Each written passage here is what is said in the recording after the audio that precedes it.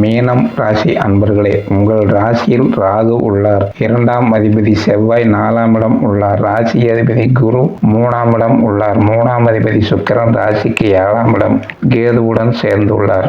4ஆம் அதிபதி புதன் 6ஆம் இடத்திலும் சூரியனுடன் உள்ளார். 5ஆம் அதிபதி சந்திரன் 11ஆம் இடம் 12ஆம் இடம் ராசியில் இந்த வாரம் சஞ்சரிக்கிறார். ராசி அதிபதி குரு 3ஆம் இடம் அமர்ந்து 5ஆம் பார்வையாக 7ஆம் இடம் பார்வை பதிக்கிறார். கணவன் மனைவிக்கு இருந்த சண்டைகள் இந்த வாரம் சரியாகும்.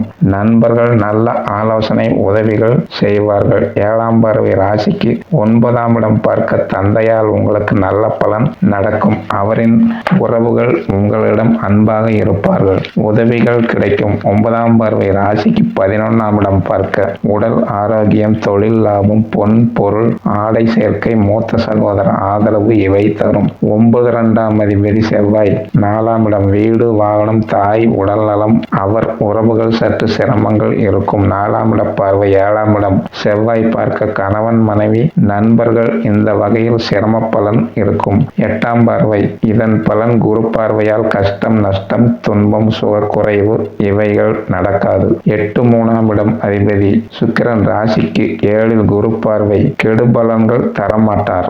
இது அனைத்து பெண்கள், தொழிலாளர், வியாபாரிகள், விவசாயிகள், மாணவர்கள் அனைவருக்கும் இந்த பலன்கள் பொருந்தும். மீன ராசிக்கு 4, 7ஆம் அதிபதி புதன் சூரியனுடன் ராசிக்கு 6ஆம் இடத்தில் இருவரும் உங்கள் ராசிக்கு மிக நல்ல பலன்களை தருவார்கள். பொன் பொருள், ஆடை ஆபரணம், தனவரவு இவை எல்லாம் நடக்கும். 5ஆம் அதிபதி சந்திரன் ராசிக்கு 11இல் 12இல் இந்த வாரம் சஞ்சாரம் செய்கிறார். விவசாய விளைச்சல் லாபம் தரும். வியாபாரிகள் சரக்குகள் தேக்கம் அடையாது. பெண்கள் சந்தோஷப்படுவார்கள். காரியங்கள் குடும்பத்தில் சுபகாரியங்கள் குடும்பத்தில் நடக்கும். மாணவர்கள் கல்வியில் நல்ல மதிப்பெண் கிடைக்க போராடுவீர்கள். வெற்றி கிடைக்கும். சனி ராசிக்கு 12இல் விரயங்கள், கஷ்டங்கள், துன்பங்கள் தருவார். ராகு ராசியில் கேது 7ஆம் இடத்திலும் மனக்குழப்பம், கணவன் மனைவி சங்கடம், உடல் ஆரோக்கிய குறை இவைகள் நடக்கும். மீன ராசி அன்பர்கள் இந்த வாரம் நல்லதும் கெட்டதும் கலந்தே உங்களுக்கு நடக்கும். நீங்கள் வணங்க வேண்டிய தெய்வம்